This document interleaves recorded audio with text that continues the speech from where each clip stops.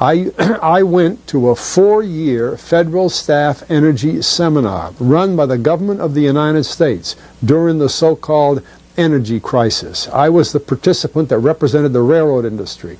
The airline industry was there. Every AA, administrative assistant of senators and congressmen, was there. The CIA was there. The Defense Department was there. The State Department was there. Sometimes sitting right in front of me in the row would be Henry Kissinger with his friend, people like that. Top men in the government sitting there listening to the federal staff energy seminar. Well, what this was doing is for 4 years, they were teaching a propaganda line to the leading people in this country. Just like the video I told you guys this was coming. We just had to wait for the ground to warm up. We have 2 broods of cicadas that have hatched in the Midwest, and they are everywhere. And this noise goes on all day, every day, almost 24/7, okay? Can you hear it? So just in case you're not around here, I wanted you guys to enjoy that for a second. It is really something. And their little dead carcasses are laying all over the stuff, you know what I mean, on tree branches and on the ground and on doors and pretty much everywhere you go. Lay out how they've created a scarcity mindset on the American public and people globally. I don't think other people globally have the kind of mindset that we have towards petroleum.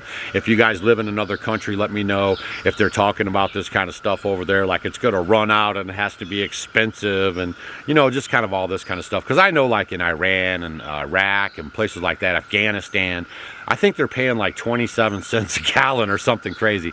I also want you guys to understand that the Prohibition was not about keeping people from making booze in their backyard. The Prohibition was because people were making alcohol to run their vehicles, okay? I don't know if you guys ever heard that angle before, but the, you know, Rockefellers, they got PO'd about it. They got mad about it, and they wanted the petroleum to be the only way to fuel your car. So you guys go look this stuff up. It's all in the history books. That was the main reason why they went after all the home brewers. Now you guys check that angle out. So what we're doing right now is we're talking about the scarcity mindset. What is a scarcity mindset, Doug? Finally, a scarcity mentality creates a way of thinking that visualizes the resources as limited, which creates fear, conflict, and attacking behavior, which results in self-interest, or stating it otherwise, a selfish attitude. You mentioned, speaking of oil, you mentioned in one of your last talks that petroleum wasn't what we thought it was, that it wasn't a fossil fuel, that it didn't come from fossil animals. Yeah. Is it just a mineral? Is it a mineral like any other mineral? Is that how it what would you say? What's the origin of you see, petroleum? when they first found petroleum, because they were beginning to make motors and needed on axles or wheels on railroad trains and all that sort of thing, and remember trains started in the beginning of the 19th century, then oil went from just a lubricant to a fuel, and it made it valuable. And Rockefeller happened to be the smartest man in the business at the time, but he made most of his money, or much of it, off the transport of the petroleum as well as selling it. But one thing they realized was, because oil is putting a price on oil is like putting a price on a pail of water. You know, no initial cost. It's in the ground, and in those days they were, some of it almost what you'd call surface mining the oil. They didn't go down deep. So in order to get the price up, they hit on the idea that they would have to make it appear to be scarce. Boy, after we take the next few barrels out, we're probably going to have to close as well, you know, that kind of thing. Well, a very fortuitous event. In 1892, there was a convention in Geneva of scientists to determine what organic substances are. Well, the definition of organic is a substance with hydrogen, oxygen, and carbon. And so it's usually a living substance, a tree. You analyze a dead tree, hydrogen, carbon, and oxygen, and grass and so on, living things. Animals, we are hydrogen, oxygen, and carbon. So at this Geneva Convention, Rockefeller took advantage of sending some scientists over who said, oil, petroleum, is hydrogen, oxygen, and carbon. Therefore, it must be derived from the the spoiling, the rotting of formerly living matter. And playing the game properly, when this scientific convention was over, they defined oil as the residue from formerly living matter. Well, that makes it a fossil fuel. I don't know why they decided to use the word fossil, but it says formerly living matter is fossil. Well, of course, today, and another thing we should know is that there has never been a fossil, a real fossil, found below 16,000 feet. And you can't argue at 16,000 as a level line, because someplace the ground sinks and so on. But 16 is what the scientists say, 16,000. We mine oil, or we drill for oil, at 30,000, 33,000, 28,000 every day of the week. So right there we rule it out that it isn't fossil fuel.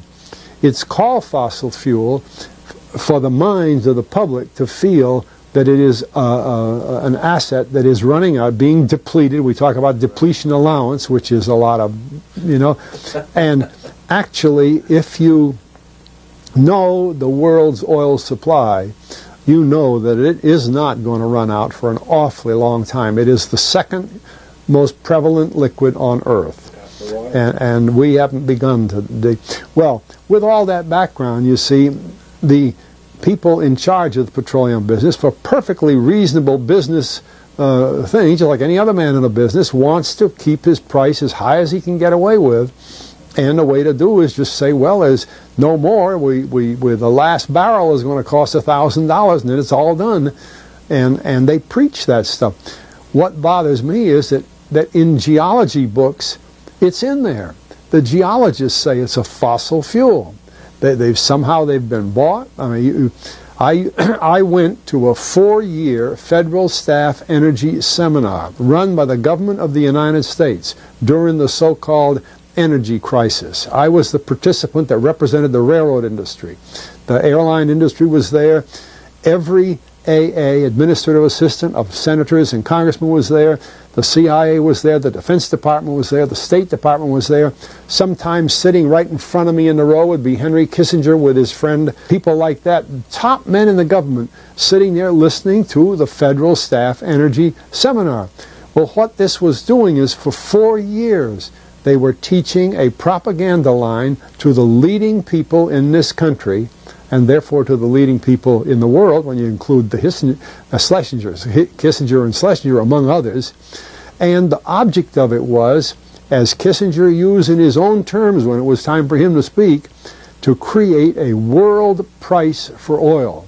In other words, not 30 cents a gallon here and 90 cents a gallon there, but let's get a world price. That's their goal, and they're trying to do that for wheat and everything else. We don't realize what the controls are, whether it's oil or some of these other things. Almost everything today is being categorized at the highest price they can possibly make it go. And so calling petroleum a fossil fuel is the basis for this system with respect to petroleum. And I don't know if the name Arthur Kantrowitz rings any bell. Arthur Kantrowitz is the head of the Kantrowitz Labs, set up by the Avco company near Boston, scientific laboratories, and a great man in the scientific world. And Kantrowitz and I were sitting at a table at this seminar once, and the table happened to be all young college grad, PhD geologists. And so just to get a conversation started, I turned to Kantrowitz and I said, Arthur, what do you think about this foolishness of these speakers talking about fossil fuel? And it was kind of put up. He started laughing. He said, that gets me. He says, I don't have a geology degree, but he had 1,000 other degrees. And he said, I don't understand. He said, you'd think that these heads, these other fellows at the table, we did it on purpose, start listening, And he asked, he said, are you gentlemen, he says, you're here at the meeting, are you gentlemen by any chance geologists? And one fellow, yes, I am. And the other one, yeah. He said, well, why don't you tell me? He said, why is oil? And he went on like that. We brought the house down because nobody could argue with Kantrowitz. He like Einstein. People aren't going to. And he told him right there. He said, just drop it. But it's in all the books and in all the papers. But it started from that strange meeting in 1892, a scientific convention. I have a big, thick scientific encyclopedia put out by the Van Oosteren Company that's about 15 years old now. But it has the whole story of the conference. It doesn't have the Rockefeller part, but it has the whole story of how they straightened out organic chemicals and how it was all figured. And they've got petroleum right in there. Amazing. Amazing. So these aren't accidental things, you see. There's a dollar sign behind almost everything. okay. Trying to bring you guys these videos so you can clearly see with your own eyes, just like the last one, that the herbal remedies have been taken away from us. They did work, but they're being taken away from us so the Rockefellers could put petroleum in its place and then create medicine that was all petroleum based, okay? That's what's going on here. And then that way he made millions and billions and gazillions of dollars for him and his family, and they've maintained their power flex. That Henry Kissinger went to Saudi Arabia because they knew petroleum was so abundant, and they just showed him how to mine it over there. And once they showed him how to mine it, they said, we'd protect you guys, we'll be buddy-buddy as long as we elevate the dollar to the world currency. That's how they slid off of the gold standard, is because it became petroleum-based with this mindset of scarcity. And there you go, right? News you can use. Please share this with your friends. My people perish from a lack of knowledge. They have us all running around here, and especially the young kids. If you have 16 to 25-year-olds, please share this video with them and let them know that they're being, manipulated, okay? Because the bottom line here is they're transferring wealth, okay? They have said it over and over and over again for at least the last 3 years that this will be the largest transfer of wealth in human history. They've inflated all of your groceries on purpose. They have the gas inflated. Everything is inflated. Hope you found this very, very valuable. Share this video with your friends. We'll see you guys on the next one. I'm going to keep talking about this kind of stuff. This Colonel Fletcher here, he has a lot of great information, and I'm going to keep rolling it out in the next couple videos, because this is stuff that you guys need to know. All right? Make sure you're subscribed. They're unsubscribing people to our channel. Make sure you hit that thumbs up. It helps the analytics. Make sure you have all notifications on. You hit the subscribe button right next to it. There's a little tab. Hit that. A bell will drop down. Make sure all notifications are checked. And make sure you share this video with your friends and family. Well, because you're just sick of all the lies.